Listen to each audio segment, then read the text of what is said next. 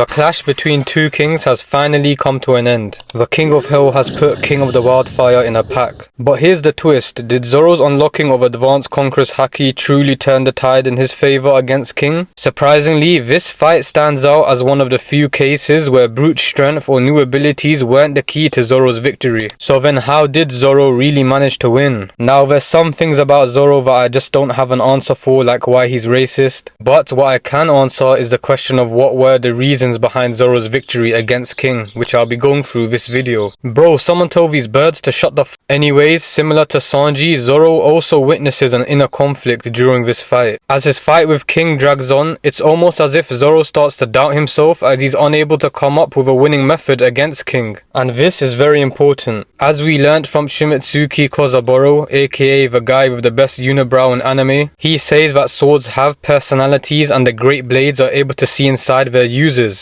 The swords choose the swordsman who they think best suits them. In other words, you could say that Enma chose Zoro because it thinks that Zoro best suits it. And Zoro starting to doubt himself and creating this inner conflict has by extension created this conflict between him and Enma. Therefore, Zoro realizing this fact and once again reaffirming his dream to become the greatest swordsman allowed him to align his will with Enma's. And it was from this point on where Zoro was able to find the key to unlocking Advanced Conqueror's Haki. However, as cold as it is, Zoro unlocking Advanced Conqueror's Haki was not the decider of this fight. The moment that decided this fight was the moment where Zoro realized what King's weakness was. When the flames on King's back go out and he's able to move a lot quicker, that's the moment where his defenses drop and Zoro was able to attack. And it's also important to note that Zoro never landed an Advanced Conqueror's Haki attack on King whilst his flame was on. Well, at least not in the manga. In today's episode, they included an anime-only scene where Zoro attacks King with Advanced Conqueror's Haki whilst his flames are on, and it did nothing to him. Even though this isn't canon, we still shouldn't turn a blind eye to this. King's durability is absolutely incredible. You could argue that he has the highest durability in the verse. Zoro really had to put his thinking durag on to beat King. One of the reasons why this was such an amazing fight is because his resolve was tested a lot. The last time we saw Zoro start to doubt himself like this and have this sort of inner conflict was against Mihawk. And this moment here where he tames Enma is one of the best moments in his character arc. Learning that swords have personalities and that they essentially have a will of their own will definitely be important later on, when we get to a time where Zoro is about to acquire a black blade. But in the end, Zoro won because his resolve was greater than King's. Both of them made promises to their captains, but in the end, Zoro's determination to keep his promise was greater than King's, which once again goes to show how goated of a duo Luffy and Zoro are. In both cases of Sanji and Zoro, you could say that it wasn't their power-ups or new abilities which decided their victories. In the end, it was their resolve to keep their promises to their captain and to achieve their dreams. And they done just that by fighting their inner demons before anything. Anyways, I just wanted to make this quick little video, but I'm gonna go watch this episode again for the 10th time. Honestly, this isn't even cinema anymore, this is poetry. Shakespeare would never be able to replicate this. But yeah, let me know in the comments how you guys found this episode. Anyways, I'm gonna end this video here and I'll see you guys next time.